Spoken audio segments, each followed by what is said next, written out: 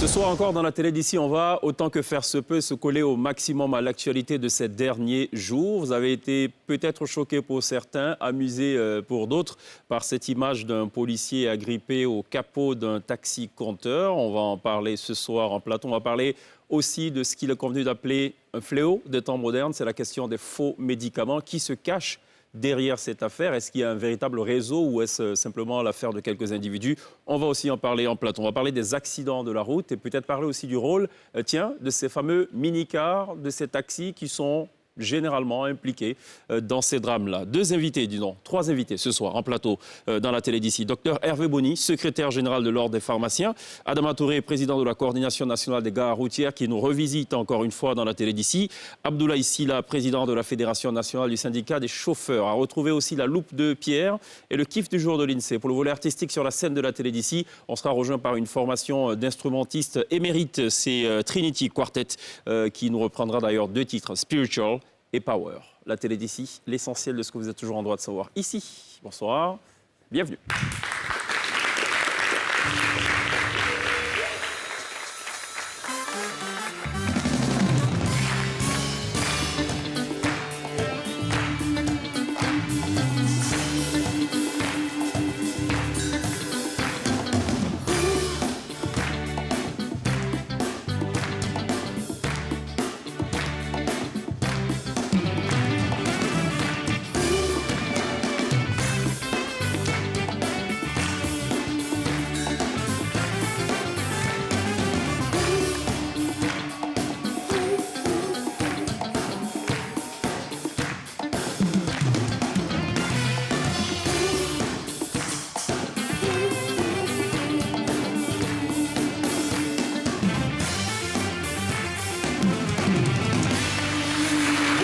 Très bien de nous rejoindre dans la télé d'ici sur NCI pour parler de choses qui vous intéressent. La formule, vous la connaissez, vous la vivez tous les soirs, du lundi au vendredi, 18h30 exceptionnellement le vendredi, sinon 18h40 du lundi au jeudi sur NCI, la première chaîne de télévision privée de Côte d'Ivoire. Beaucoup de sujets à aborder ce soir, beaucoup d'invités aussi. Docteur Hervé Boni, bonsoir, bienvenue. Bonsoir.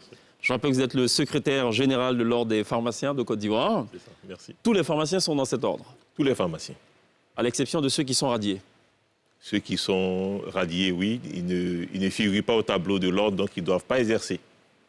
Quelles sont les raisons généralement pour lesquelles on radie un pharmacien? On dira peut-être qu'il est omis du tableau de l'ordre. Il est omis du tableau de l'ordre quand il ne peut pas exercer physiquement son métier ou quand il est sous une sanction. D'accord. Voilà. C'est quoi les sanctions généralement? Les sanctions sont d'ordre disciplinaire. Pourquoi? Parce qu'il a fauté? Parce qu'il a fait une faute. Quel type de faute? Ça peut être une erreur dans l'exercice. Mais généralement, quand un pharmacien fait une faute, vous ne pourrez pas savoir parce que généralement, le pharmacien qui est en contact avec vous, c'est le pharmacien d'officine. C'est cela. Mais quand il fait une faute, sa pharmacie reste ouverte dans l'intérêt de la santé publique. C'est cela. Mais l'État affecte un pharmacien pour assurer la continuité de l'activité. Très bien. Combien de pharmaciens aujourd'hui en Côte d'Ivoire? Environ 2600 pharmaciens. 2600. Le bon ratio, ce serait lequel? Un pharmacien peu plus. Pour combien d'habitants? Le bon ratio, c'est un pharmacien autour de 30 000 habitants. 30 000 habitants. Voilà. Donc on est très loin du compte. Non, on est... Ça va. Un pharmacien pour 15 000 environ. Merci d'être là, docteur Boni. Merci également à Adama Touré de répondre encore une fois à l'invitation de la télé d'ici, président de la Coordination des gares routières de Côte d'Ivoire. Bienvenue. Merci. En plein dans le Ramadan. Ça va, vous tenez bon? Oui, ça va très bien. Bon, après, vous êtes habitué, donc tout va bien. Après 40 ans d'exercice dans un métier, on est bien outillé. Oh bon, ok, très bien. Merci également à Abdoulaye Sylla, qui lui, par contre, nous visite pour la première fois, président de la Fédération nationale du syndicat des chauffeurs. Bienvenue. Merci beaucoup. Alors, on se pose beaucoup de questions de savoir pourquoi vous êtes en plateau, pourquoi on a également le secrétaire général de l'Ordre des pharmaciens. Ensemble, on va commenter donc l'actualité, on va parler des faux médicaments. On va parler aussi des BACA, des taxis, de ces nombreux accidents. Il y a eu encore des morts, hélas, donc, ces dernières heures. On parle de 18 nouvelles victimes. Une situation qui doit absolument interpeller les uns et les autres. Et l'INSEE est interpellé aussi par cette question. Ça va, l'INSEE? Absolument. Bonsoir. Ça va et vous? Très bien, ça va. Pierre, ça va? Bonsoir, ça va. Pierre qui ne conduit pas du tout. Non. C'est un choix personnel. Je fais de la résistance. D'accord. On peut rappeler peut-être les raisons? Parce que déjà, j'aime pas conduire. J'aime pas les voitures. J'ai mon permis, hein, tout va bien. Mais j'aime pas. C'est bien, d'accord. Donc, il nous Pierre, rassure. C'est pour ça que je dis c'est un choix personnel. Ouais, c'est- Il a son permis, mais il choisit de Vraiment conduire. zéro affinité avec la voiture. J'aime pas bien possible. quand il y a des gens qui conduisent. Ok. J'ai fait des longs trajets. On a dit non, on part en avion. J'ai dit non, on prend la voiture, mais j'ai jamais conduit en fait. Ok. Et donc je suis le gars chiant qui vous fait conduire pendant 8 heures, mais qui va jamais passer au volant. D'accord. Voilà. Moi, j'aime bien conduire. On doit dire quoi? C'est dommage ou... Enfin, Oui, vraiment, c'est dommage. vraiment, Pierre? C'est dommage. Je causerai jamais d'accident sur la route en tout Ça, cas. au moins, c'est Voilà. une bonne chose. Ça dépend. Il y a des passagers qui, dans les taxis, dans les Boaka, causent beaucoup au chauffeur. Donc, ça peut distraire le chauffeur. J'ai pas Quelque l'impression que part, ce soit on peut- Pierre. J'ai l'impression que Pierre, lui, c'est. Eh, j'ai plus, déjà pris le Baka. Ouais? Oui, non, mais que tu causes pas trop. Je pense que tu dois mettre tes écouteurs. Si, et je suis un gars sympa. Je discute, je bavarde. Je fais... D'accord. D'accord. Alors, il y a une image qui a circulé ces dernières heures sur les réseaux sociaux. Ce n'est pas la première image, ou du moins, ce n'est pas le premier fait du genre. On va regarder cette image qu'on a découverte tous sur les réseaux sociaux. Et puis, juste derrière, on va peut-être commenter un peu. Il me plairait de connaître vos avis respectifs. On regarde.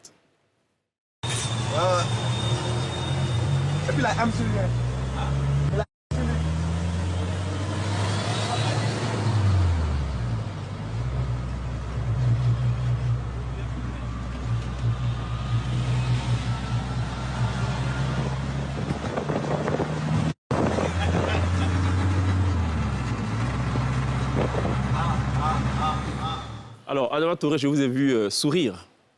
Pourquoi?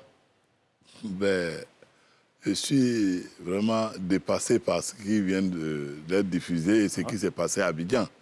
Je ne pensais pas que ça, c'est quelque chose qui pouvait arriver en Côte d'Ivoire. Ah, pourtant, ce n'est pas la première fois. Hein. C'est peut-être Bon, cette fois qu'on a une vidéo oui, qui c'est est vrai aussi que virale. Ça arrive, mais au plateau, pratiquement. Voyez-vous? Hein, c'est-à-dire, c'est là qu'on peut facilement vous coller la prison à vie. Hein, vous avez tous les commandements de toutes nos forces de Côte d'Ivoire là. C'est ça. Tous les ministres sont là. Et ce chauffeur-là, il n'a pas choisi un autre endroit pour sa prédilection que le plateau. Ça m'a fait sourire. Ça me fait honte, mais ça me fait sourire en même temps. Ah bon? Oui, Mais je pense ça qu'on me fait pourrait honte. aussi souligner quand même Parce que- la bravoure. C'est pas la bravoure, c'est Bah, vrai du qu'il a policier. pris un risque. Ouais, moi, je à ne pas prendre, n'appellerai certes, pas ça de la mais il faut bravoure. Ouais, mais reconnaître, attends, il a mis sa vie en péril, C'est cela. le policier. Mais il faut reconnaître que le conducteur est pratiquement, à mon avis, il est inhumain. Il est inhumain, parce qu'on ne peut pas jouer avec la vie d'autrui de cette sorte. Aboulaye Sylla, c'est un de vos, comment dire, vos cotisans, disons ça comme ça, un membre de l'association. Comment vous... Enfin, quel est votre avis sur ce sujet? Vraiment, c'est dommage. Moi, j'ai conduit pendant 19 ans. J'ai conduit même le minicar pendant 10 ans avant d'aller conduire le car dans la plus grande société, la plus grande compagnie de transport en Côte d'Ivoire que tout le monde connaît. Ce n'est pas la Sotra, mais comme on ne fait pas de publicité sur la scène, Oui. et nous, à notre temps, on n'a jamais vécu cela. Mais nous ne comprenons pas, puisqu'il n'y a plus de travail en Côte d'Ivoire. Tout le monde devient chauffeur parce que c'était le diplôme de ceux qui n'avaient pas été à l'école, qui n'avaient pas avancé à l'école. Ils se retrouvaient chauffeurs de Qui taxi. se retrouvaient. Bon, maintenant, c'est le diplôme de tout le monde. On trouve tout genre de personnes. N'importe qui conduit, mais sinon, ce n'est pas normal ce qu'il vient de faire.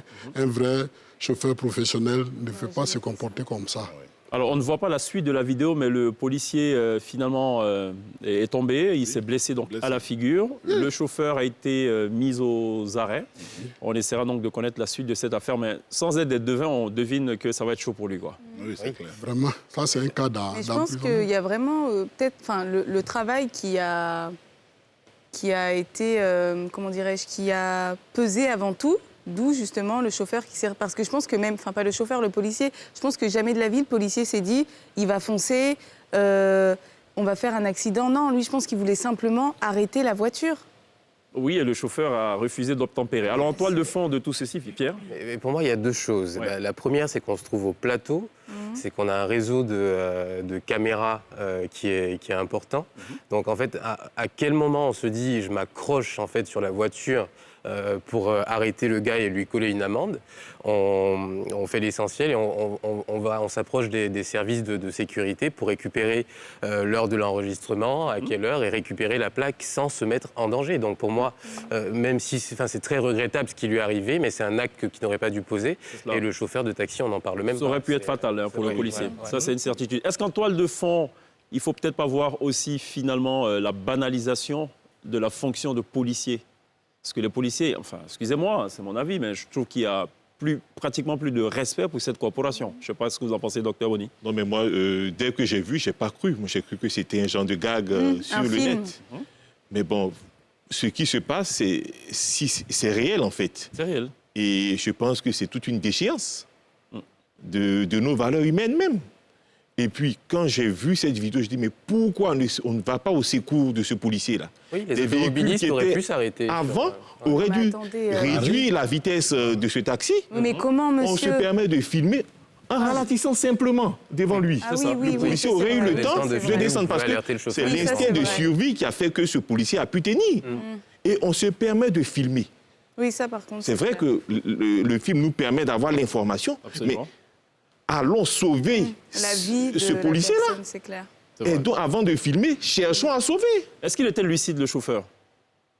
Franchement dit, il n'était pas lucide. Parce que quelqu'un qui n'a pas pris l'alcool frélaté ne peut pas se comporter comme ça. Parce qu'aujourd'hui, nos jeunes gens, c'est comme ça, ils se comportent. Ils ne prennent plus de noix, mais ils prennent l'alcool frélaté. C'est facile pour eux. Parce que d'abord, tous les chauffeurs doivent savoir refuser même de donner son pièce à un agent de la police, à un agent en service. C'est un délit. Ce n'est pas une infraction, c'est un délit. C'est un délit parce que l'outrage, c'est un délit. Donc, nous aussi, on enseigne ça à la gare, on enseigne ça à ces chauffeurs pour dire que vraiment, ne faites pas ça, c'est pas bon. Est-ce qu'ils vous comprennent? Il y a d'autres qui comprennent, d'autres ne comprennent pas. D'accord. Et ceux qui comprennent, est-ce qu'ils mettent en application? Ils mettent en application, ce n'est pas tous parce que vous avez des milliers de chauffeurs. Sinon, si ce n'était pas ça, on allait se comporter plus que ça. À l'époque, c'était les chauffeurs tués par des policiers. À cause de quoi? Raquette, donne-moi les pièces, je ne donne pas en même temps. Et avec l'avènement même de ce pouvoir et avec la responsabilisation même des policiers, aujourd'hui, tous les policiers comprennent et tout le monde, le raquette, il n'y a plus de carnet pour siffler tel véhicule. Voilà, j'ai pris ton numéro au retour, il n'y en a pas. Bon, pour donner son pièce à ce monsieur, ça va te faire quoi? Il ne va jamais te faire du mal. Et puis, le contraire, nous-mêmes, en notre temps, on a lutté pour que les contraventions sont revenues à la baisse. Au lieu à l'époque, on commençait à 10 000, à première, 20 000, 30 000. Nous sommes aujourd'hui à 500, 1500, 2000. Ouais, bon, aujourd'hui, payer 2000 francs comme infraction, ça te sert à quoi? Pour de prendre un policier pour se promener de la ville. Alors, docteur Boni, tout à l'heure parlait de gag. Non, c'est une vraie histoire. Hein. Ça existe bel et bien. Ça s'est fait en Côte d'Ivoire. On avait l'habitude de voir des images d'autres pays. Non, là, c'est bel et bien en Côte d'Ivoire. Mais puisqu'on parlait de gag, écoutez, cette situation a été finalement tournée en dérision aussi par les Ivoiriens. Vous savez qu'ils ont cette faculté, vous savez comme on peut le découvrir sur les images, ils ont cette faculté donc, de retourner un peu les choses d'une façon particulière. Voilà, on arrive de la grippe aviaire et donc voilà, on se retrouve en plein Times Square, en plein Champs-Élysées et tout. Voilà, comme quoi le chauffeur s'est toujours pas arrêté. Apparemment, il est en train de faire le tour du monde. Bon, c'est risible, mais c'est tout aussi dommage. Il y a une mesure qui a été adoptée récemment par les autorités, c'est la suspension des inspecteurs dont le rôle est de contrôler la délivrance des permis de conduire. Est-ce que c'est un début de solution, de votre point de vue? Oui, moi je dirais que c'est pas mauvais, mais il faut aller plus loin. Il ne suffit pas de suspendre les inspecteurs civils pour nommer des inspecteurs gendarmes. Nous qui sommes sur les routes, nous savons ce qui se passe entre nous et les gendarmes sur l'autoroute. Qu'est-ce qui se passe? Il y a le racket. Ah, même les gendarmes? Oui, les gendarmes nous raquettent sur l'autoroute. Vous pouvez prendre l'autoroute, vous verrez les gros camions stationnés partout sur l'autoroute. Mais les véhicules particuliers passent tranquillement. En d'autres termes, ça ne va pas changer. Qu'on ait remplacé des civils par des gendarmes. C'est ce que je dis, il faut aller plus loin. Nous avons fait des propositions à notre ministre, mais bon, le ministre a décidé de procéder de la sorte. Nous lui souhaitons bonne chance, mais nous ne sommes pas sûrs qu'après 3 mois, ça puisse... Que les choses vont changer. Mais bon, comme c'est nous qui amenons nos apprentis passer le permis de conduire, nous allons avoir l'œil de regard dessus et réagir aux besoins par voie de presse, parce que même si ce n'est pas facile de parler au ministre, mais nous allons réagir par voie de presse. Parce qu'à cette allure-là, ce n'est pas évident que la corruption quitte cet endroit-là où il doit totalement quitter. Parce que quand on voit que le bac, il est vraiment scrupuleusement surveillé par l'administration ivoirienne, pourtant le bac ne tue pas comme le permis de conduire. Je ne sais pas pourquoi on ne veut pas surveiller le permis de conduire. OK. J'ai appris cette décision. Le corps d'inspecteurs, c'est un corps. Il faut peut-être relativiser. Il peut y avoir des inspecteurs qui transgressent les décisions, bien qui ne respectent pas les tests, mais suspendre tout un corps, je pense que ça jette un peu l'opprobre sur cette profession. Je pense que ce sont des mesures conservatoires. Conservatoire, et c'est aussi l'amorce du début, enfin l'amorce de la réforme des permis de conduire. Je pense que dans le corps des inspecteurs, ils ne sont pas peut-être tous mauvais, non. Donc je pense qu'il faut nuancer un peu. Il faut nuancer. Adama Touré, vos bacs sont pourris quand même. Oui, nos bacs sont pourris parce que nous n'avons pas d'argent. Oui, c'est vrai, c'est pourri. Et ça tue. Parce qu'on n'a pas d'argent. Ça ne tue pas. C'est vrai? Non, absolument pas. C'est les êtres humains. Ce qu'on voit, c'est clair.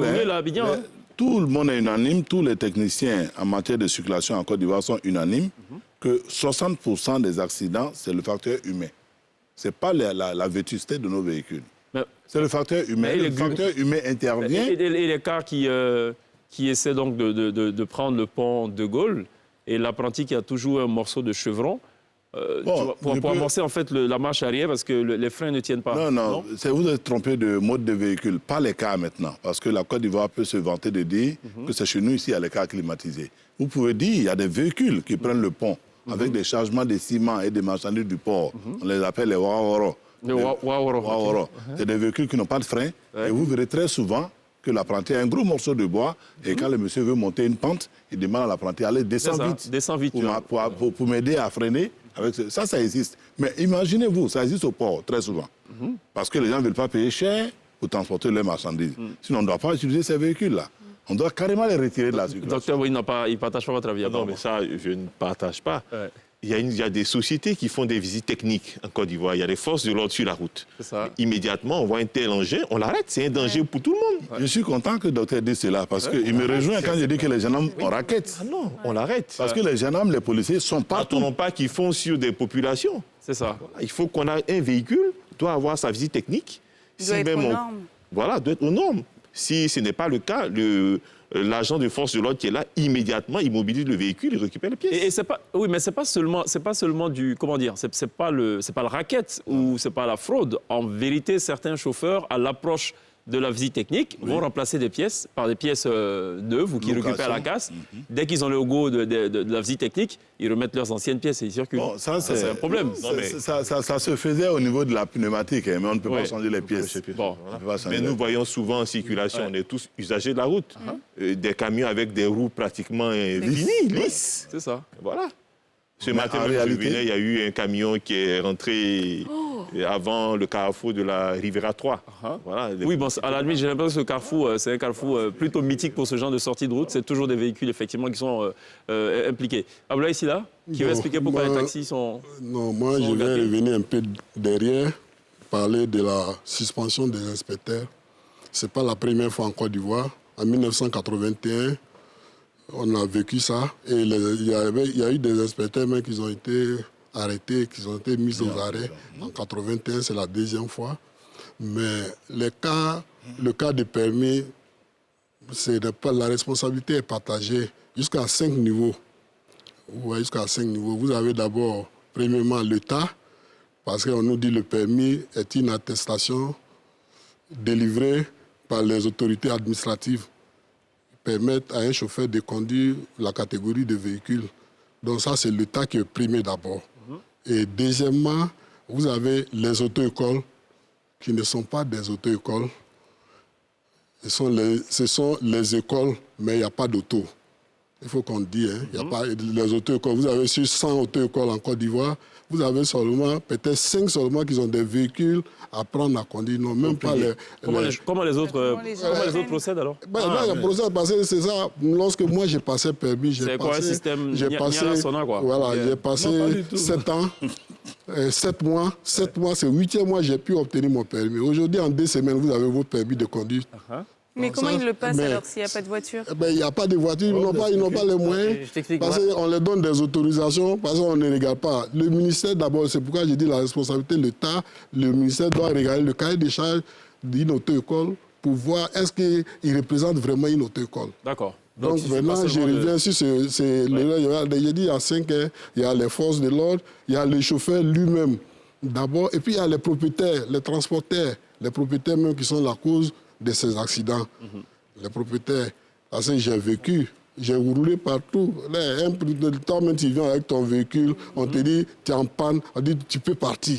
Oui, mais il y a quand même une question. Donc il y a ça, et puis encore le chauffeur que tu emploies, tu ne le payes pas à un salaire décent. Oui, mais tu ne le déclares pas à la CNPS. Oui, donc il faut qu'il aille cogner les gens parce qu'il n'est pas payé. C'est un paquet. Non, il y a quelque chose qui ne va pas là. C'est méchant là. Voilà, c'est ce que je voulais préciser. Oui, parce qu'il n'est pas la CNPS, il faut qu'il cogne les gens. Ça n'a rien à voir. C'est pas ça. Ce n'est pas ça. Il faut que vous compreniez. Moi, je suis chauffeur professionnel. Oui, oui. J'ai conduit pendant 19 ans. C'est ça. J'ai arrêté de conduire, ça fait 20 et quelques années. Donc, aujourd'hui, tous ces paramètres-là comptent. Ça compte. Il faut que ça compte. Il faut que les gens regardent. Non, mais on veut comprendre le lien entre CNPS et CNPS. Et puis accident. Accident, c'est là. Aujourd'hui, je vous dis, la CNPS et puis accident. Un chauffeur, il faut regarder, tous les chauffeurs des véhicules de transport ne sont pas déclarés à l'assurance d'abord du véhicule. Ils ne sont pas pris en compte. Si un chauffeur meurt dans un accident, il est mort cadeau. Tu as fait un accident, tu es devenu invalide, c'est cadeau. Parce que si tu es déclaré à la CNPS, on dit accident de travail, au moins la CNPS, la sécurité sociale, tout ça, ça compte dans la mentalité du bonhomme. Il est là, il est comme un caillou. OK, on va essayer de résumer, d'accord. Je pense qu'on a... Moi, je suis c'est vrai que les conditions du travail, du chauffeur qui commence généralement à 5 h du matin et qui finit à 23 h, cette condition-là est une cause d'accident. Parce que le chauffeur est fatigué. Je suis d'accord. Il ne peut pas s'arrêter parce qu'il cherche à avoir un peu d'argent pour lui-même tout. Fatigué et pas toujours lucide. Pas toujours lucide. Puisqu'il consomme ce concept. S'il prend des stupéfiants, des stimulants, c'est sûr qu'il perd. Ils sont achetés en pharmacie ou pas? En pharmacie? Oui. C'est acheté en pharmacie ce qu'ils prennent? Non, on ne peut pas dispenser. Allez, c'est rassurant. Bon, allez, je vous rappelle juste ce qui constitue l'actu majeure ici. 2 informations à retenir. C'est d'abord l'audience qu'accorde le chef de l'État. C'était hier au président de la FIFA, Gianni Infantino, et au président de la CAF, Motsepe, le Sud-Africain, dans le cadre d'une visite de travail qu'effectuent donc ces 2 hauts responsables du football mondial et africain. Et à l'issue donc des échanges, ils ont exhorté les acteurs du football ivoirien à l'union et à l'entente pour consolider les acquis et poursuivre le positionnement de la Côte d'Ivoire sur la scène africaine et mondiale. Ils ont aussi évoqué ce fameux tournoi interscolaire dont on parle depuis maintenant 72 heures, un tournoi panafricain de football. Gianni Infantino et Motsepe donc ont indiqué que le lancement de ce projet à Abidjan est le symbole de la reconnaissance de la place de choix qu'occupe la Côte d'Ivoire. Autre information, c'est vraiment l'actualité en ce moment, ce sont les coupures d'électricité. Pour la première fois, on a donc quand même le communiqué officiel de la CIE. Vous savez qu'hier, ils ont coupé l'électricité de 8h à 18h. De 8h à 18h. D'accord. Bon, allez, ça, c'est le communiqué officiel. Pourquoi j'insiste sur ce communiqué? Parce que jusqu'ici, c'était une sorte de silence total, enfin presque. Et puis, à l'issue de la rencontre interministérielle de la semaine dernière, présidée par le Premier ministre, il a été décidé donc, que la CIE passe donc, dans les médias ou alors communique. Voilà, et si c'est chaud, si la CIE n'y parvient pas, ben, le ministère de l'Énergie rentre dans la danse. Si c'est trop chaud aussi, c'est la primature qui rentre. Pour l'instant, c'est pas apparemment très chaud, donc c'est la CIE qui a publié ce communiqué et qui rappelle en gros que ces perturbations sont essentiellement dues à une baisse de production de l'énergie électrique en raison d'une part du contexte climatique de la saison sèche qui prive donc une partie importante de la production de l'énergie hydraulique et d'autre part du retard en raison de la Covid-19 de la réalisation des investissements prévus pour augmenter donc la production en énergie thermique. Et la CIE qui informe que pour remédier à cette situation, des travaux urgents en vue du renforcement des centrales et de l'augmentation de la production en gaz nécessaire au fonctionnement de ces centrales sont en train d'être effectués. Voici ce qu'il fallait retenir donc la quintessence en tout cas de ce communiqué que nous a fait parvenir la CIE. On va passer à la loupe de Pierre. Ça ne parle pas du tout de courant, mais ça va parler de Covid, de fausses attestations de Covid-19, dit-on. Jingle.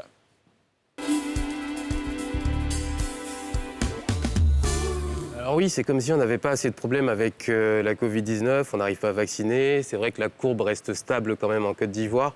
Contrôlée, 46 173 infections depuis le début de la pandémie, 45 694 guéris, 291 décès, des chiffres qui sont très respectables si on les compare à ce qui se passe ailleurs dans le monde. Il y a 2 semaines, on était à plus de 3 millions de morts de cette maladie dans le monde. J'entends bien sûr ceux qui vont dire, faire des parallèles avec d'autres maladies qui tuent, qui sont mortelles, mais ça n'enlève rien au fait que la Covid-19 l'est aussi et que son impact ces 2 dernières années est clairement mesurable. Alors imaginez la surprise quand la nouvelle d'un réseau de fausses attestations démantelé est tombé. Une dizaine de personnes ont été arrêtées à Abidjan, accusées d'avoir participé à un trafic de fausses attestations de tests négatifs à la Covid-19. C'est ce qui a été indiqué par l'AFP de sources policières. Ces personnes délivraient de fausses attestations au prix de 45 000 francs CFA à des passagers embarquant pour l'aéroport d'Abidjan. Donc dans le lot, 3 infirmiers et une dizaine d'autres personnes ont été arrêtées, toujours selon des sources policières qui ont affirmé que l'enquête se poursuivait. Alors déjà, on prend une pause. Faire une attestation de Covid en elle-même coûte 50 000 francs. Oui, c'est cher.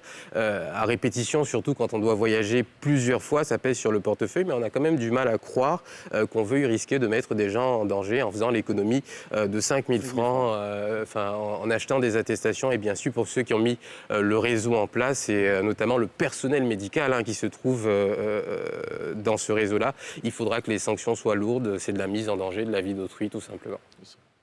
Ça vous va comme décision? Oui. C'est une bonne décision. Une bonne décision. Mais pour nous qui avons souvent l'occasion de voyager... J'ai eu peur.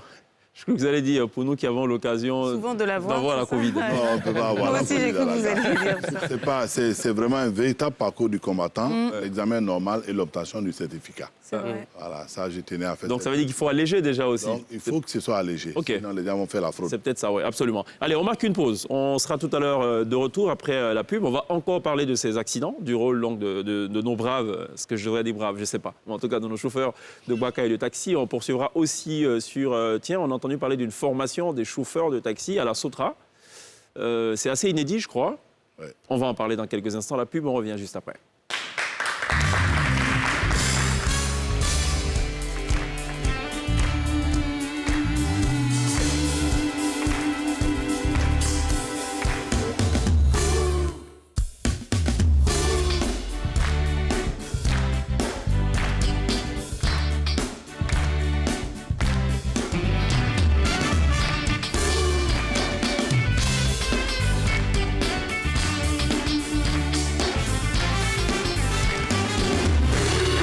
Très bien de nous rejoindre dans la télé d'ici sur NCI, à retrouver dans quelques instants live sur la scène de la télé d'ici Trinity Quartet, donc un quartet de musiciens émérites.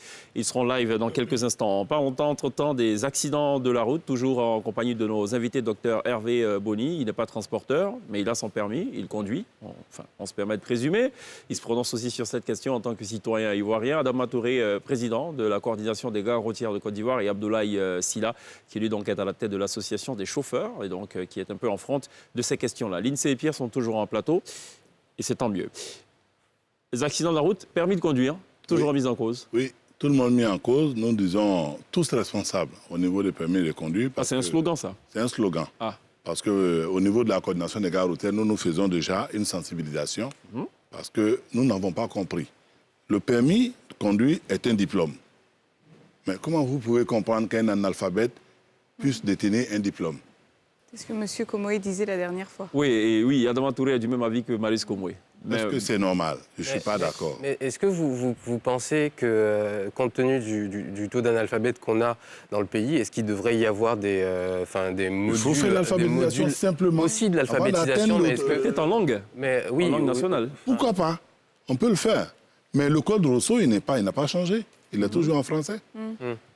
Et on demande à des gens qui ne savent même pas qu'est-ce que c'est qu'un panneau, de pouvoir rester au volant pendant 30 ans, 40 ans. C'est pas facile. Pour moi, le pictogramme, c'est quand même du va visuel, au concours. Oui, mais quand même. Nous, oui, on est mais avec non, eux. Oui, mais c'est pas du texte, donc c'est pas de l'ABCD, c'est des images. Les images ne restent pas. Mais c'est ça, et puis Nous parfois, sommes dans les gares routières. explique. Les images ne restent pas. On a fait des sondages. Ah oui. Quand quelqu'un il a accumulé les images et qui se retrouve 3 années, 5 ans au volant, il ne connaît que 2 panneaux. Le stop. Stationnement interdit et stop. Et quand le feu rouge change de couleur. vous lui demanderez les autres, il va tituber et il est embêté. Parce qu'il n'y a pas de recyclage. Voilà le vrai problème. Parce qu'il ne suffit pas de donner le diplôme aux gens. Parce que pourquoi le cursus continue? C'est pour ne pas perdre la ligne.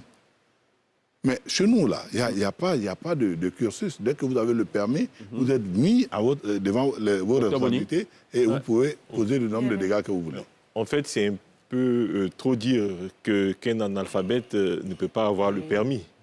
Il est intelligent. Quelqu'un qui n'est pas allé à l'école, qui ne sait pas lire, il a ses sens, il voit. Il est intelligent, il est capable d'apprécier. C'est peut-être adapter la méthode d'enseignement. Moi je suis d'accord avec ça. Le code Rousseau existe, mais trouver une autre façon d'enseigner pour que ces derniers qui n'ont pas eu la chance de faire les bancs puissent avoir leur permis. Est-ce que la raison... Beaucoup de visuels. Ouais. Donc, on peut l'utiliser. C'est cela. Est-ce que la raison par derrière, ce n'est pas peut-être la facilité aussi avec laquelle on obtient le permis de conduire? Est-ce qu'il ne faut pas peut-être corser notamment le code et tout? Parce qu'en gros, ce qui se passe dans les concours de permis, on sait, hein, c'est tout de suite, OK, ça c'est quoi, ça c'est quoi, ça c'est quoi, OK. Oui, M. Cheikh Ivan, je vous dis... Est-ce que ce n'est pas trop expéditif? Je vous explique. Au niveau du permis de conduire, la réforme a commencé depuis 2007, au niveau de l'État de Côte d'Ivoire. Depuis août 2007, nous sommes en pourparlers avec le gouvernement. Ça fait 14 ans. 14 ans. Mais il y a eu un grand changement parce qu'on croyait que c'est l'obtention du document. L'État s'est focalisé sur le faux permis qui existait, mais pas la manière d'obtenir le permis. C'est cela. L'État a créé le centre de gestion intégré qui a un travail remarquable. Tant que ce n'est pas Touré Adama, n'importe qui ne peut pas venir retirer mon permis. Il faut mon index. Il faut mon groupe sanguin. Il faut qu'on vienne vérifier.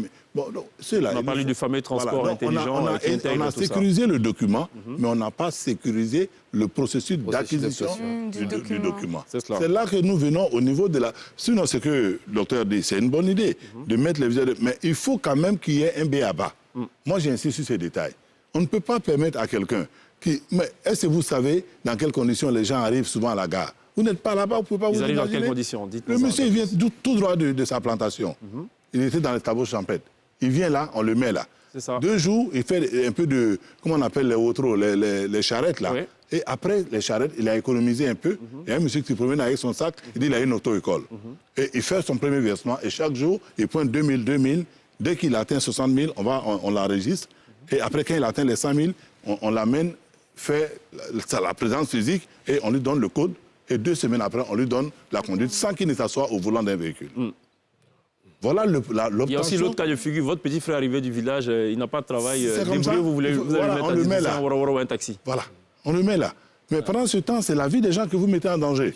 Parce que quand lui, il a pris un véhicule qui se retrouve sur la voie, mais il suffit d'un petit moment d'inattention, il endeuille des familles. Alors, s'il y a des chauffeurs qui sont totalement irréprochables, ce sont les chauffeurs de la Sotra. Bon, ça, c'était à l'époque. Passé très lointain, il y a 20 ans en arrière. Là, en ce moment, ils rivalisent avec les chauffeurs de Woro et tout, que de poissons. Voilà. La question qu'on se pose, du coup, c'est qu'est-ce que vous allez chercher à la Sotra? Est-ce que c'est le meilleur endroit pour se former? Non. Vraiment, moi, je ne suis pas tout à fait d'accord avec mon président concernant les analphabètes. Vous savez, après l'indépendance, tous ceux qu'ils avaient, même le CP, c'était des intellectuels. On trouvait du travail avec le CP. Vous voyez, le permis, ils sont allés à l'école. Ils sont allés à l'école, tous ceux qui sont allés à l'école. Maintenant, c'est le permis. Le permis, c'est le diplôme de ceux qui n'ont pas été à l'école. C'est comme ça, nous tous, on a passé. On quitte dans le franco-arabe. Et notre premier diplôme, c'est le permis de conduite. Et il y avait des chauffeurs très, très intelligents et qui voulaient même aussi des pistes. Parce que les routes n'étaient pas goudronnées, ils ne faisaient pas des accidents aussi mortels que nous voyons. Donc, ce n'est pas lié, c'est pas lié maintenant on peut toujours les apprendre. Alors, après, ce qu'il faut savoir, c'est que la formation portera sur la conduite, la maintenance des voitures, les textes en vigueur et le secourisme. Donc, comment faire si la personne ne sait pas lire? Alors, qui va vous former? Non, maintenant, le contexte a changé. Il faut ça. Maintenant, ce sont les bacheliers qui sont chauffeurs. Même celui qui a fait ça, là, ce sont des intellectuels. Lui-même qui a poussé le policier, c'est un intellectuel. Parce qu'il s'est dit qu'il connaît son droit. Sinon, un analphabète ne va jamais faire ça. Il a peur de policiers. Maintenant, il se dit que toi, Toi, tu as eu quoi? Tu as eu BPC, tu as été policier. Donc aujourd'hui, moi, j'ai licence. Je m'en fous de toi, je suis plus intellectuel que toi. Qui va bénéficier de cette formation? Donc, c'est nous, les chauffeurs même actuels, ils vont bénéficier de cette formation. Il y a combien de bénéficiaires? Il y en a trop, on ne peut pas compter. C'est le million. Aujourd'hui, sur un seul bara, vous avez 4 chauffeurs sur un seul bara. Non, ce qu'on essaie de comprendre, c'est que là, vous allez bénéficier d'une formation à la SOTRA. Oui. Combien de personnes vont en bénéficier? On a compris que c'est surtout pour la maintenance, sécurisme, la conduite et tout. Et en gros, qui finance tout ça? Ah, mais là, c'est ça. C'est les candidats qui vont financer parce que déjà... Parce qu'il y a un document qu'on va nous demander de... À la fin, vous allez recevoir... Voilà, donc, les chauffeurs... certificat de nous amener dans un traquenard qui va être très compliqué. Ah, vous n'êtes pas favorable à ça? Non, parce que la méthode n'est pas bonne. Mais qui paye? Alors, qui est à l'origine de cette initiative? C'est ça qu'on devrait poser comme question. C'est le ministère qui a décidé. Qui a décidé. Okay. C'est vrai que la Banque mondiale a fait un projet qu'on appelle le PAMO 7 pour le recyclage des conducteurs de poids lourds. Bientôt, bon, ils ont commencé sur les poids lourds. On espère qu'ils vont venir au niveau des véhicules, les minibus, baka et taxis. D'accord. Arrivé à ce niveau, je pense que ça sera plus perceptible parce qu'ils ont déjà formé près de 2000 conducteurs de poids lourds pour la sous-région. Mais ici, chez nous, la Banque mondiale n'a peut-être pas encore financé cela, mais on ne sait pas comment ça va se passer. Ce n'est pas mais obligatoire. Si l'État doit financer pour recycler nos conducteurs, forcément, au bout du rouleau, nous allons payer, nous, les acteurs et les conducteurs. Ce n'est pas obligatoire. C'est une manière... Donc, nous trouvons que ce n'est pas... Avec l'urgence et l'acuité des accidents, l'État aurait pu prendre un plan Marshall pour essayer de voir ceux qui sont déjà en activité, comment faire pour que de façon vraiment subtile, on puisse prélever, soit sur tout ce que nous payons comme papier administratif, quelque part, pour vraiment essayer d'assainir un peu. Il y a combien de chauffeurs de taxis en Côte d'Ivoire? Bon, quand on prend le nombre de véhicules de taxis, on est à 23 000 taxis. Combien de baka ou de chauffeurs de baka? On a plus de 11 000 baka. Ah, si, il y a 11 000 baka, c'est qu'il y a peut-être 40, c'est qu'il y a 40 000 chauffeurs, voilà, oui, c'est clair. Non, prenez seulement les 5 millions de permis. C'est pas du jeu. C'est pas du jeu. C'est ça. Oui, parce que s'il y a un baka, il y a plusieurs chauffeurs. Il y a 5 millions de permis à Côte d'Ivoire. Il y a ceux, bien sûr, qui vont échouer à ce test parce qu'ils n'auront pas les aptitudes. Mais est-ce que vous pensez que le fait, éventuellement, que vous ayez à payer une certaine somme pour recevoir le document, c'est une façon déguisée de sortir encore plus de chauffeurs du circuit? Parce qu'on sait que, de toute façon, l'objectif pour la SOTRA, c'est d'avoir aussi une flotte de transport de proximité. Oui, c'est vrai que la SOTRA est notre concurrent. Oui. Il ne faut pas se tromper de... Alors, ils ne le disent pas comme ça. Ils non, c'est clair, c'est notre concurrent. Mais donc là, il y a une volonté que la SOTRA n'est pas notre camarade. Oui. Déjà, quand nos véhicules font l'erreur de traverser les sites protégés de la SOTRA, on prend nos véhicules, on doit payer 300 000 francs de fourrière. Donc, si on nous demande d'aller faire nos formations à la SOTRA, nous savons que nous n'allons pas chez notre ami. Et donc, nous savons pertinemment que les choses qui vont se passer là-bas ne sont pas des choses... Voilà. C'est très clair. Bon, allez, ça devient... Ça devient très compliqué. C'est compliqué. C'est pour ça qu'on aurait souhaité simplement que l'État associe les acteurs que nous sommes. Imaginez à la coordination des gares routières, comme chez tous les autres acteurs du transport, chaque structure syndicale a des grandes salles de réunion. N'est-ce pas? Nous, on allait plus loin. Depuis 2011, nous faisons l'alphabétisation gratuitement pour tous les acteurs du transport à Djamé. Mais pourquoi ne pas venir faire des formations dans nos salles d'alphabétisation? Donc, pour vous, on n'a pas. Sotra, pourquoi nous amener à la SOTRA? C'est un parking de conduite, des modules de formation. 27 salles didactiques et 2 amphithéâtres. C'est pas mauvais, mais l'endroit où nous allons, en tout cas, nous sommes sceptiques. Vous êtes sceptique, il y a beaucoup de craintes. Docteur veut dire quelque chose en 30 secondes. C'est vrai qu'il faut recycler les chauffeurs, c'est vrai, le mode, le financement peuvent être bien améliorés. Mais c'est surtout, je pense, un peu de civisme. Parce que ce que nous voyons sur les routes, ils voient bien le panneau stop, ils voient bien le feu, mais ils passent. Donc je pense qu'à cela, il faut ajouter du civisme. De cours de civisme. C'est surtout ça. Qui doit faire appliquer le civisme? Non, mais pour faire quelle force reste à la loi? Non, pas du tout. Force reste à la loi. Nos forces de l'ordre sont là, mais ils sont devenus tellement amis aux conducteurs à cause du backstage. Alors...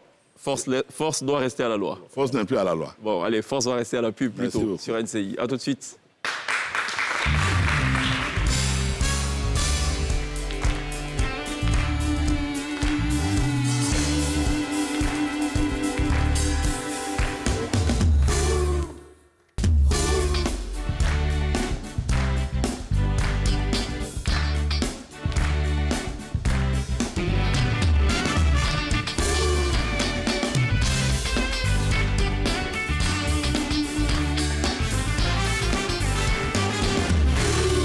la télé d'ici sur RNCI, la première chaîne de télévision privée de Côte d'Ivoire. On évoque l'actualité dans la télé d'ici, des sujets qui vous concernent forcément.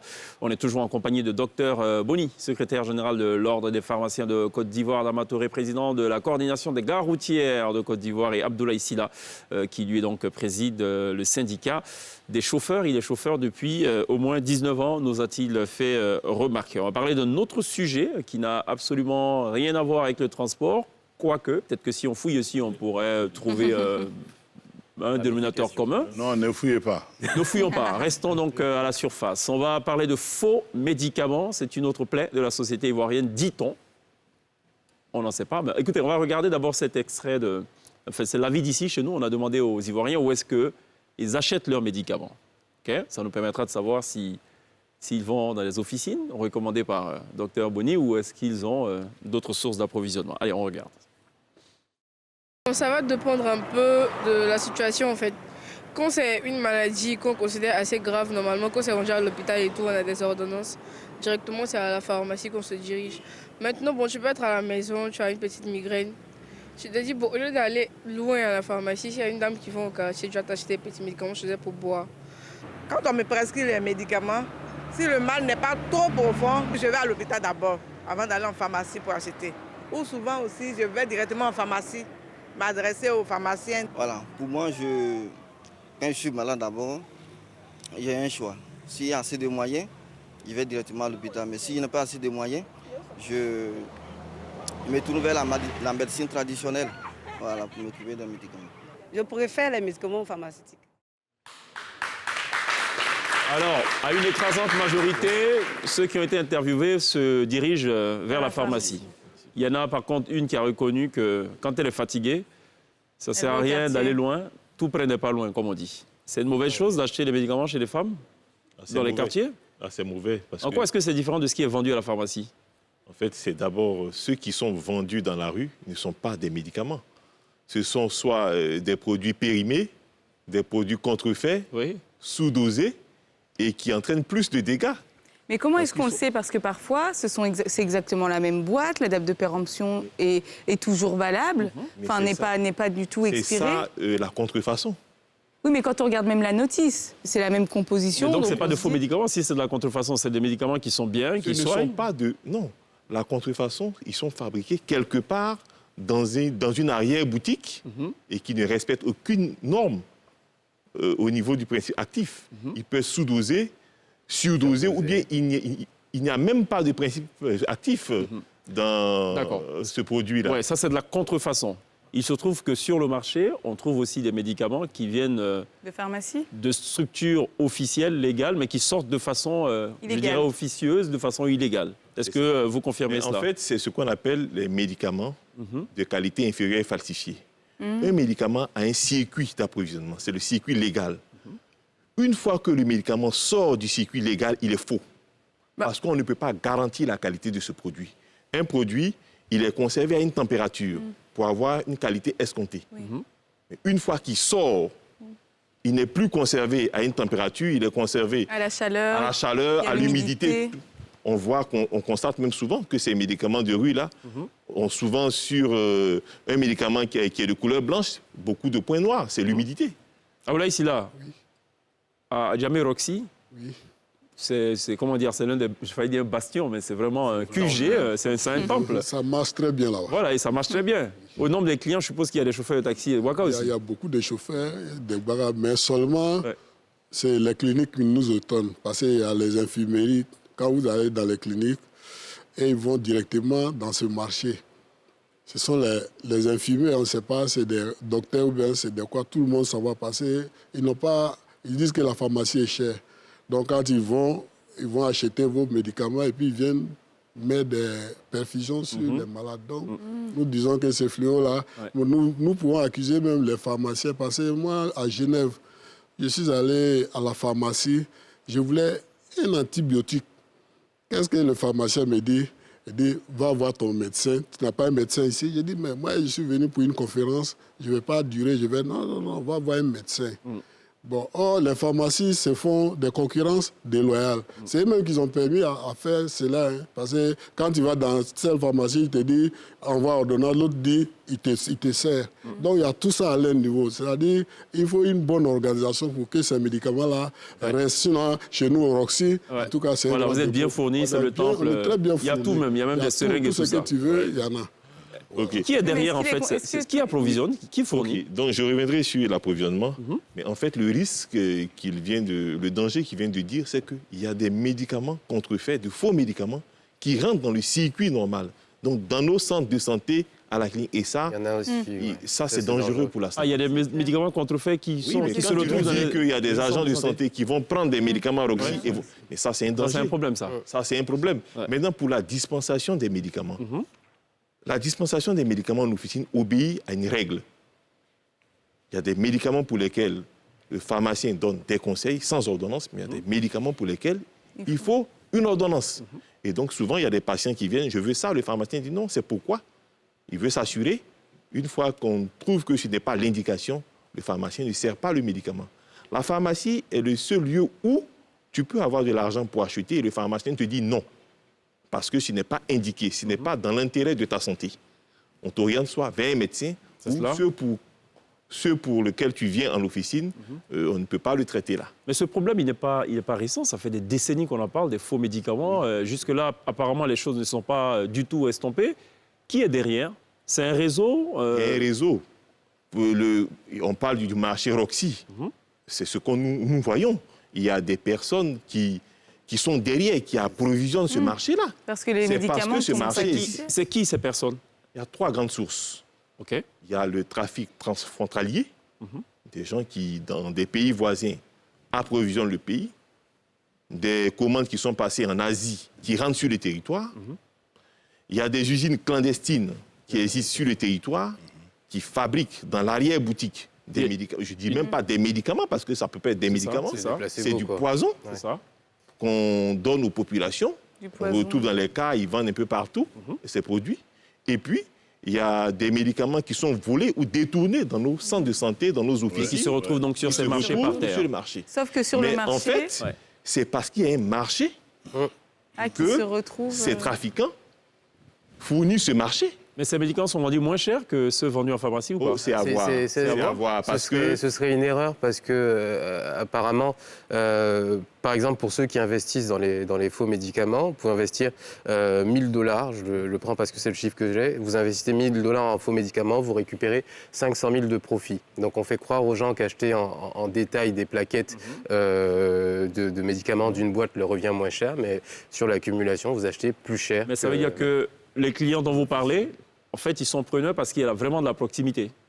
Ce n'est même pas au lieu que d'aller à la pharmacie, parce qu'à chaque 400 mètres, il y a une pharmacie. L'État de Côte d'Ivoire a voulu que le patient puisse parcourir au maximum 400 mètres pour avoir Très bien. Une pharmacie. C'est un sujet qui a été traité dans le cadre de NC Reportage. On va regarder un extrait qu'on a sorti de ce reportage, un extrait plutôt édifiant sur cette question. On regarde.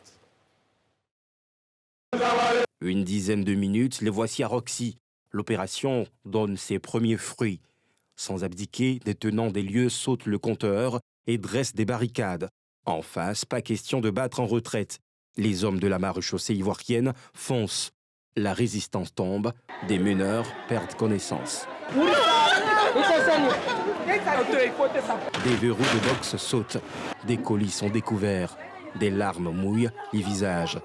Des hurlements de dépit et de détresse déchirent le silence ambiant des lieux.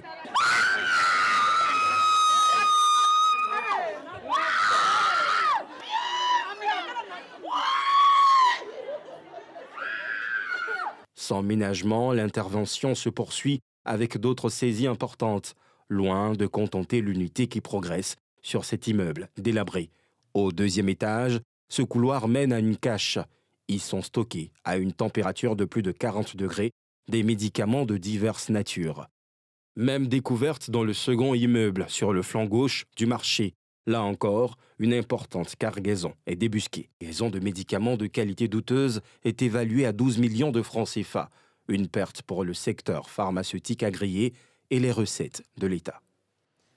Un reportage exclusif diffusé plutôt dans NC News, signé donc Thiem Medandje. Première chose, ça vous rassure apparemment, l'intervention des forces de l'ordre. Est-ce que vous vous sentez du coup pas seul dans ce combat ou est-ce qu'on n'en fait pas suffisamment? C'est vrai que les forces de l'ordre travaillent beaucoup, mais le constat est là, ils sont toujours là. Bah oui. Les médicaments de rue, on ramasse aujourd'hui, demain, il y a un stock. C'est un combat interminable apparemment. C'est un combat interminable. Vous pouvez le repasser. Mais moi, je le dis toujours, c'est parce qu'il y a un marché qu'on vend ces médicaments-là. Ouais. Voilà. Et vous savez qu'aujourd'hui, le trafic de médicaments rapporte 5 fois plus que le trafic de drogue. C'est vrai? Oui. Ouais. On va tous s'y mettre alors. Non, Oh, chèque. Sorry, pardon. Et donc, les gens s'y adonnent parce qu'il n'y a pas de coercition. OK. Ben, on va tous se mettre au transport aussi, hein, puisqu'apparemment, il n'y a pas trop de coercition à ce niveau. Bon, allez, on va parler. Oui, Pierre. Oui, non, mais parce que quand on voit le reportage et quand on voit les pleurs de ces femmes, elles ont vraiment, pour moi, quand on voit ça, elles ont vraiment le sentiment de mener une activité légale et honorable, en fait. Et, c'est vrai. Dans les informations, c'est dit, il y a eu des campagnes de sensibilisation des dames, elles ont été même recensées. C'est une activité qui est à 90% menée par des femmes. C'est l'OAS en 2008 qui a fait cette étude, et 40% d'analphabètes. Et puis surtout, quand on prend des faux médicaments, si par exemple on vient pour une maladie en particulier, à cause de prendre des faux médicaments, la maladie peut devenir insoignable par la suite. Les conséquences sont là, c'est la mortalité, la morbidité qui augmente, l'insuffisance rénale, l'insuffisance hépatique, les hépatites iatrogènes dues aux substances qu'on prend, l'échec thérapeutique, parce qu'un médecin te donne un antibiotique pour soigner une infection. Tu vas prendre, je ne dis pas, ce n'est pas une solution qui n'est pas un antibiotique pour traiter l'infection. Persiste et donc ça crée un échec. D'accord. Mais alors pour le coup, les effets secondaires qui sont exacerbés. Bon, voilà. Pour le coup, l'argument de l'analphabétisme est justifié ici. Rien à voir avec le transport où on dit que quand on est analphabète... Non, mais on a compris. Voilà, pour dispenser des médicaments, il faut connaître la pathologie. C'est vrai, absolument. Voilà, mais du coup, docteur, que faire pour que la population revienne dans les pharmacies? Est-ce qu'il faut baisser peut-être le prix de certains médicaments? Que faire? C'est ce qui est fait parce que c'est vrai qu'il peut y avoir un problème d'accessibilité aux médicaments. Mais il y a des mesures qui ont été prises depuis 1995. Les génériques, ce sont des médicaments de qualité, mais avec des prix bas. Le déconditionnement. Aujourd'hui, on peut vendre une plaquette de paracétamol pour un mal au lieu de vendre toute une boîte. Il y a des médicaments comme ça qu'on peut déconditionner. C'est ça. Et puis, je pense qu'aujourd'hui, il y a la couverture maladie universelle qui permet aux gens d'avoir accès. On vous a compris. Voilà, c'est un sujet vaste. Il faut vraiment accompagner ces populations-là, tout en leur disant que les médicaments de rue tuent. Parfait. Voilà, les médicaments de rue tuent. Donc ce sont c'est vrai, mais bon, c'est la même chose, hein, le monde évolue. Les médicaments de rue tuent, on ne peut pas vendre les médicaments sans avoir été à l'école. Et nous, on pense qu'on doit donner notre diplôme à des gens qui ne sont pas là à l'école. Je pense que là, c'est un bicéphalisme qui marche pas. Bon, un bicéphalisme qui ne marche pas. Bon, allez. Adama Touré tenait absolument à faire le parfait raccord entre ces deux sujets. Bon, il y est parvenu, justement ou injustement, je ne sais pas. Lindsay, on va parler de musique? Tout à fait. Le nouvel album de José? Oui. Jingle.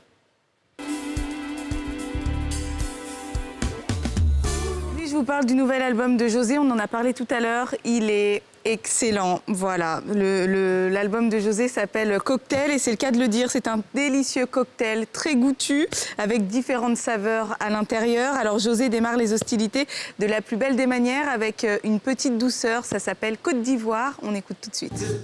Dois sortir en des guerriers, une élite du Dieu vivant, et ta vie par sa base. Pour un avenir ensoleillé, je crois en toi, terre, mer, chair à mon cœur. Pour moi, c'est un des plus beaux morceaux de l'album, un des meilleurs morceaux de l'album. En tout cas, c'est une magnifique entrée à la matière avec des chants religieux un petit peu derrière. C'est un message donc de paix, d'amour, de foi pour la Côte d'Ivoire et c'est juste sublime et je pense qu'on a compris depuis tout à l'heure que j'ai beaucoup apprécié ce morceau. On passe maintenant au morceau suivant puisque dans cet album, José nous parle aussi de love. Le gars m'a accéléré. Je n'ai rien vu venir de son panneau, je suis tombé. Le gars m'a accéléré. Il a fait chap chap, ça m'a pris, j'ai pas pu résister. Le morceau s'appelle donc Accéléré, comme on a pu l'entendre. C'est sur une prod de Fenil Magicien. Et puis dans cet album, il y a aussi des featuring avec Afrobi, avec Dobé Niaoré. Il y a aussi ce featuring-là.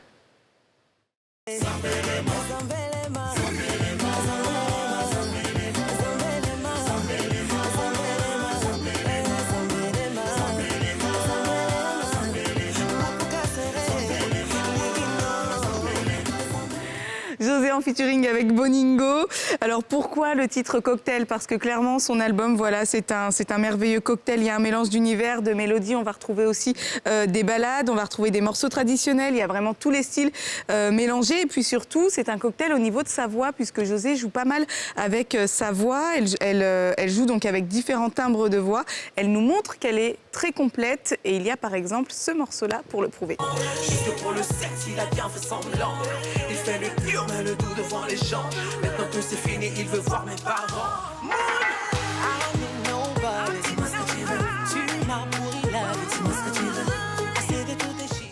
Donc voilà un style un petit peu R&B, un petit peu hip-hop. Et puis il y a encore cette belle ballade où José nous fait de sacrés envolées.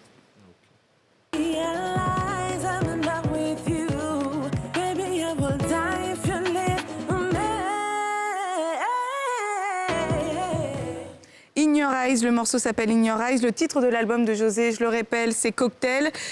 Et José, bah voilà, tout simplement, merci pour ce merveilleux album, donc pour ce merveilleux album de qualité. Voilà, c'était l'album de José. Merci Lindsay pour cette update musicale. Ah, et aussi José sera en concert le 26 juin au Palais de la Culture. D'accord. Donc faut y aller, je pense qu'on y sera tous. Hein, Pierre? Oui, oui, bien sûr. Lindsay, officiellement VRP de José. Ah, non, mais j'ai adoré cet album. C'est vrai? Vous aimez les cocktails? Tout à fait, j'adore ça. Molotov? Non. Non. On marque une pause. Il y a la pub, on revient juste derrière. Ce sera le dernier virage, puisqu'on recevra sur la scène live de la télé d'ici le quartet Trinity. À tout de suite.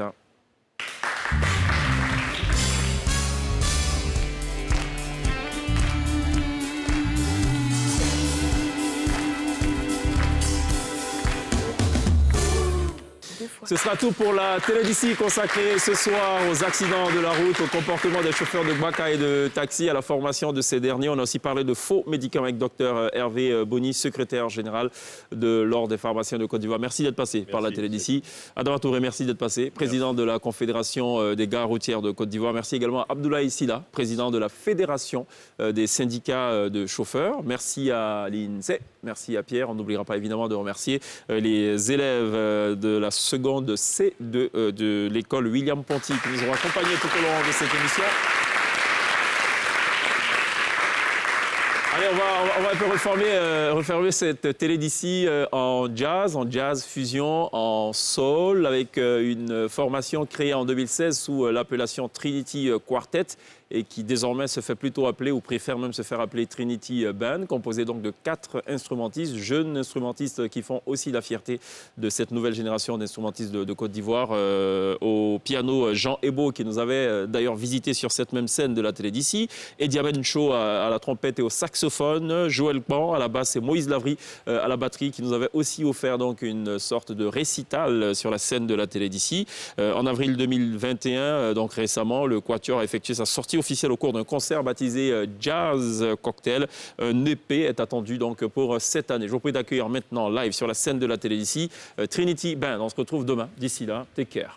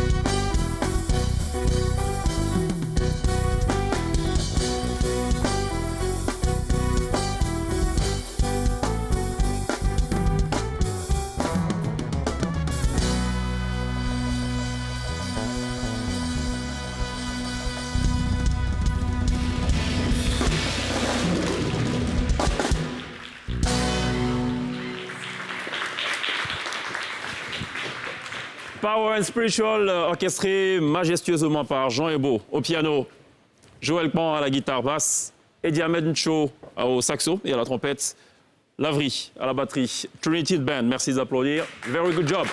Bravo.